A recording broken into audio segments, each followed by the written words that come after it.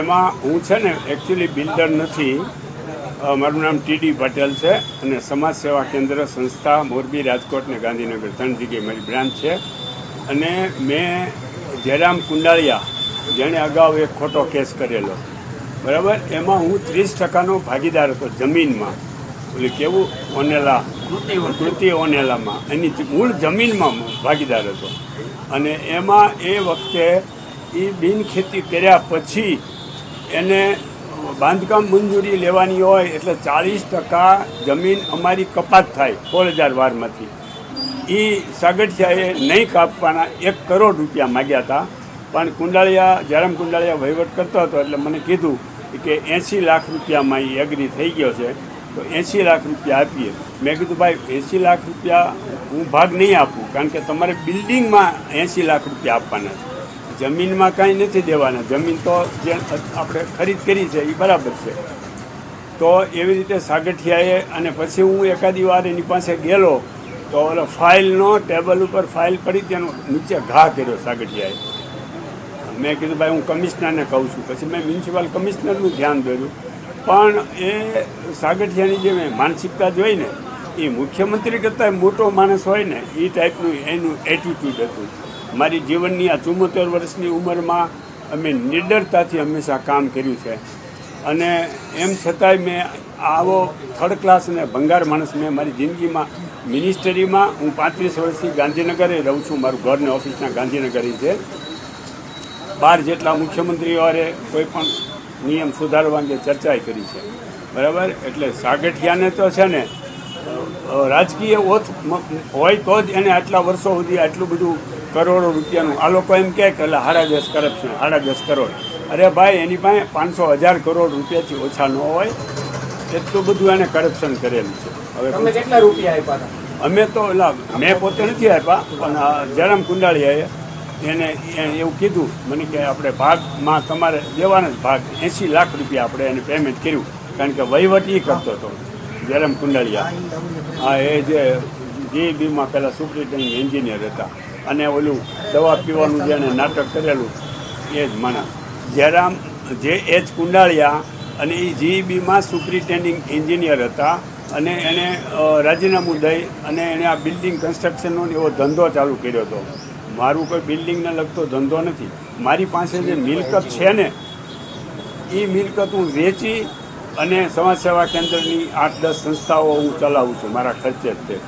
અને આ રૂપાલા વખતે પણ મને જે લાગ્યું કહેવાનું, હું એને જે 1995થી ઓળખતો હતો અને એ સારો માણસ હોવાના કારણે મેં 5 વિડીયો પણ બનાવીને મૂક્યા હતા એના માટે. એ મૂળ મોરબી પાસેના છે એટલે મારી યારે પરિચિત હતા અને જીઈબીમાં હતા એના હિસાબે પરિચિત હતા. અને એણે 8 જેટલા લોકો પાસેથી આવી રીતે પૈસા લીધા હતા. મારી પાસેથી 2.40 લાખ રૂપિયા લઈ અને પછી એ નાટક શરૂ કર્યું એણે. અને ભાગે આપણને નથી આપ્યો બિલ્ડિંગમાં. હું કોર્ટમાં જઈને હવે સ્ટે લઈ આવવાનો છું, કારણ કે એ જમીનમાં હું 30%નો ભાગીદાર હોય ને. એ બિલ્ડિંગ એણે 21 માળના 5 બિલ્ડિંગ બનાવ્યા એમાં એ સાગઠિયાની હારે.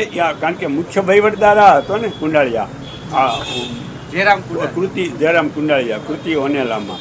એટલા માટે એની હારે કે હું જઈને ડીલિંગ કરી આવું. મેં ના પાડી. મેં કીધું ભાઈ આટલા બધા રૂપિયા ન દેવાય. પણ એ કે ના એટલે દેવા જ પડશે, બધા લોકો આપે જ છે બિલ્ડરો એને. એટલે એ ગયા અને એની હારે એ કે 80 લાખ હું આપી આવ્યો ને આ વહીવટ થઈ ગયો. અને ઓન પેપર પ્રૂફ છે કે 40% જમીન કાપી નથી. તમે સમજી લો, આ કાંઈ હું આક્ષેપ કરું છું એવી વાત નથી. 40% તો બધામાં ટીપીમાં કપાતા જ હોય, થાય જ. મારી એક અહીં એરપોર્ટ પાસેની જમીન છે તો એમાં 40% કપાત કરી જ છે ફાઇનલ પ્લોટ કરવા માટે.